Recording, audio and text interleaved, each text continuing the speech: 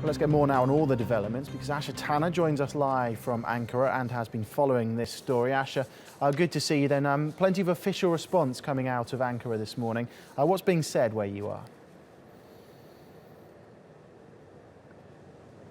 That's right, Paul. Well, indeed, in the last hour, the Turkish Foreign Ministry has said that it's issued the 5 permanent members of the UN Security Council, as well as Holland, Germany and the EU's ambassador to Ankara. They want to discuss this latest terror attack. It is the second one in less than 6 months. Now, where I am on Eskişehir Road, this is where the military have their air force, their navy and their ground headquarters.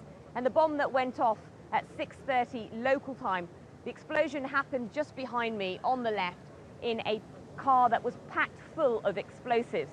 Now, according to forensics who've been on the ground until the early hours of Thursday morning, they say they've now been able to identify the alleged bomber. He's been named as Saleh Nejar, a 24-year-old Syrian national. They say they were able to identify him from his fingerprints, which matched those in the car. He's believed to have entered Turkey in July 2014 from Kamishla, that is the border with Turkey and Syria. Now, caught up in that attack was not just military personnel. That bus was waiting at a traffic light just behind me when the bomb detonated. Civilians were also killed in that attack. 28 people died, of which 8 were civilians.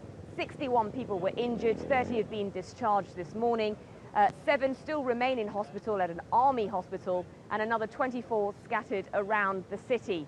Now, forensics have been carrying out their post-mortem as well on the deceased, and 5 bodies have finally been released to the families of the dead, and another 23 are still being worked on.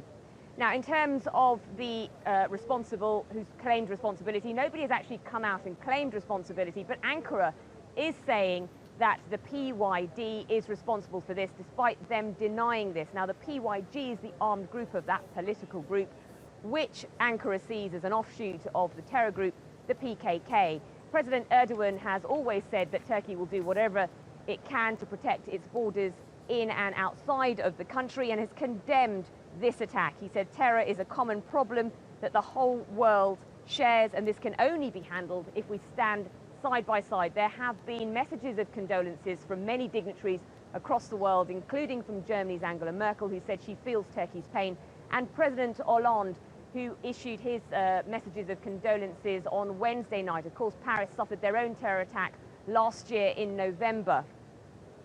With regards to the 1 civilian that was killed in this attack, she's been named locally, as John Brain said in his report, as Gulshan Yildiz. She was a journalist who worked for Tarim Television in her mid-20s.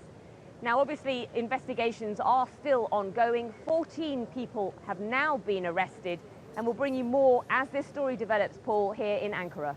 Okay, Asha, thank you very much for the update. Asha Tanna there in Ankara.